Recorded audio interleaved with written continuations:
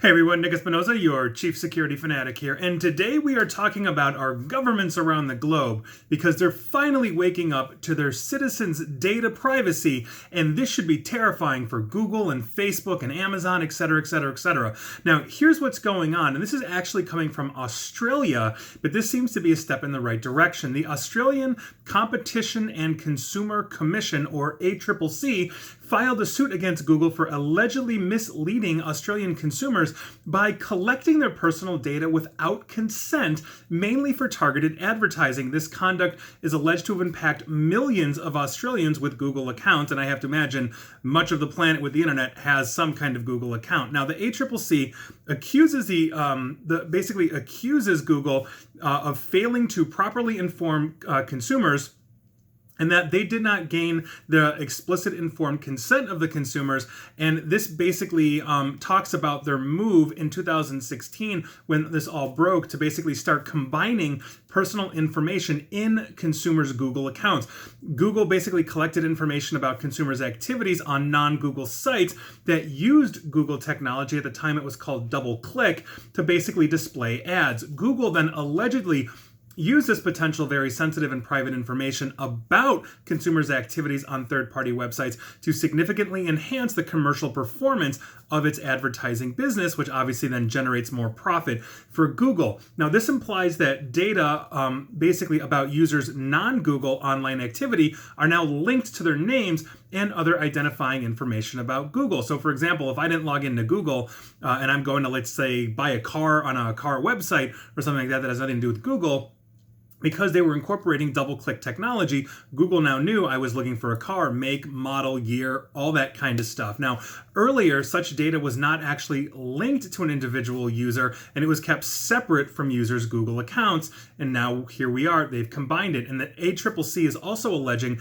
that Google misled consumers about this related change to its privacy policy. So I think overall, this is actually a really good thing to say, or rather see. Places like Australia and the European Union, not to mention many other governments, including the state of California, are finally really streamlining their privacy laws, kind of settling into how this is going to work and flow.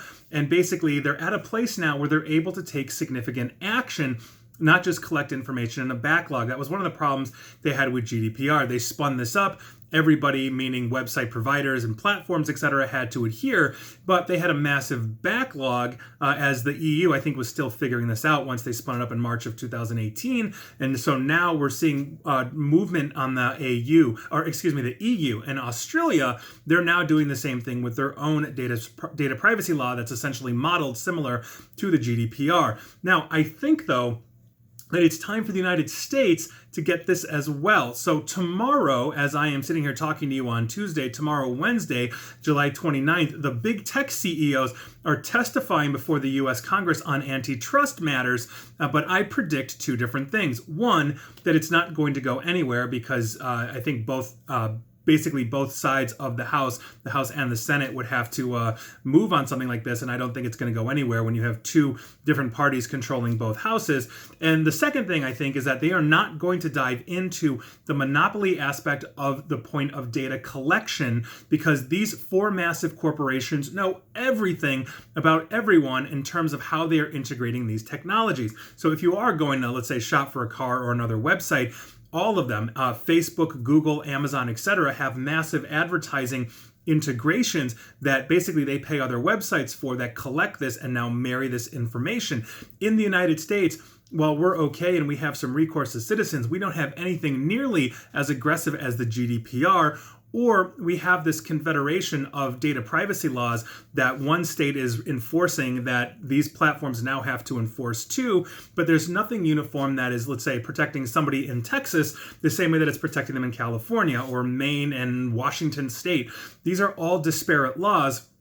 And by virtue of that, I think it's time to get serious on data privacy as well as data security and start creating standards for that. And so we need this government eventually to get off its butt and actually give us a right to digital privacy, an actual right to digital privacy. And a lot of people here talk about the right to privacy in the Constitution of the United States. Well, I think it extends to this, and we really don't have much recourse when these companies are collecting our data. So it's time, I think, to get in line with the EU and other allies that have put together very stringent data privacy laws, especially when we are looking at a bifurcation that is going on in the internet between an authoritarian internet that is run by China through their Belt and Road Initiative to multiple countries versus the more free and open internet here in North America, Europe, and other places. So I think that's something that we really have to look at, we really have to focus on, but it's time for the United States to get its own GDPR, and I'm very glad that Australia is taking this measure against Google, because I think the world is waking up